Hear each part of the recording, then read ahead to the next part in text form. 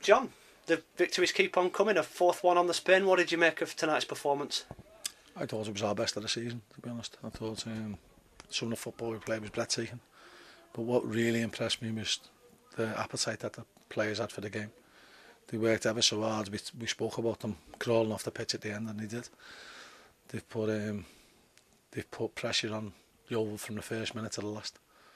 They've closed them down at every opportunity. We're disappointed with the goal we conceded, but you know, even if they'd have scored late on, I couldn't have complained about the performance. I thought they were magnificent to a man tonight.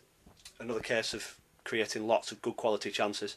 Well, some of the football we're playing is fantastic, and the big plus for me, I mean, obviously winning it is always special, but the big plus for me tonight was the amount of people behind the goal.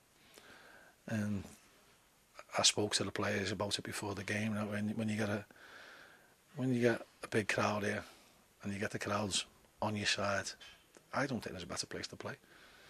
Or maybe the San Siro, or the new camp. But no, there isn't a better place to play, because the fans stay with you, they get behind you, they make it a special atmosphere. And our players respond to it. Some of the football we're playing, you know, you've got to take it out of them. 1,300, I think it was, with 80 from Yeovil. Is that something you can build on? Is that encouraging? It felt more, to be honest. And certainly there was definitely more behind the goal. All we can do is keep playing the way we are playing. You know, we've spoke about not resting on our laurels every time we have a chance to take a step forward. In the past, we maybe fluffed our lines a little bit, but tonight there was no way you were going to deny our players 3 points tonight. They battled, they fought, they grafted, and then the pleasing thing was at the end of it, they passed it over so well and made some great chances. And you know what, in the end, you start watching it as a fun because you're enjoying it that much. Got to ask you about Matt Crooks. Somebody on social media said that they retracted all the swear words that they sent his way during the Yeovil FA Cup tie tonight. It was a big night for him, wasn't it? And he's responded in the best way possible.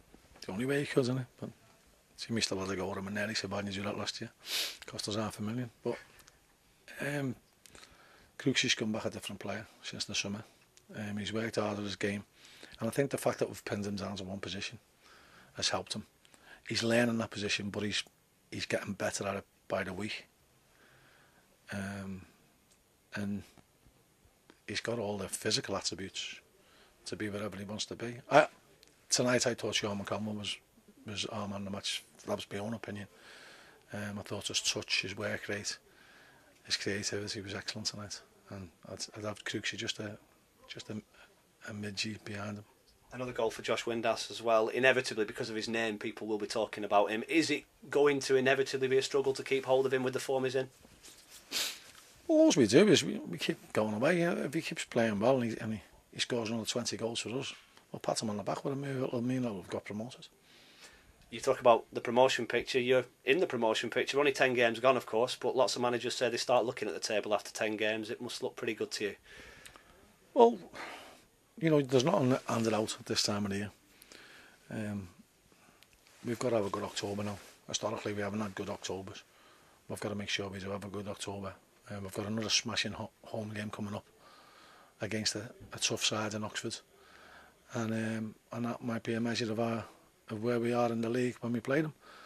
I must say a special mention to Yeovil tonight, because I thought they played some really good football and caused us problems and belied the position in the league, and I'm sure once they get the players back who were injured, they've got a very good manager in Paul Sturrock, and there's no reason why they won't climb the table as well. Club's best start since 1956 to the Football League. Does that show what this group of players are capable of? I think they're capable of more. I honestly do. We're a good side, we've got good players, but what we've got, sometimes you certainly can't buy, is hunger.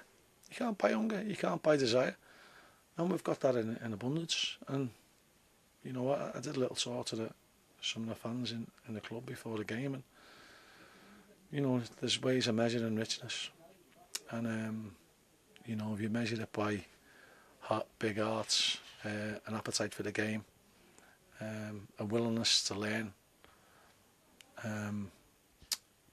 people who'll go the extra mile and do jobs that maybe isn't theirs, and even not on the playing staff, but just around the club. The people who've battled for years to keep this club going, because it's been a financial strain to keep this club alive in the last 10 years. And so if you measure it by them terms, we're a very rich club. After last week's conversation, are we allowed to say you're happy? I was wary about tonight, so I'd say probably the correct word is probably relieved. But I'm really pleased the way we played, and I've got to congratulate the players, and I just hope they can keep it up.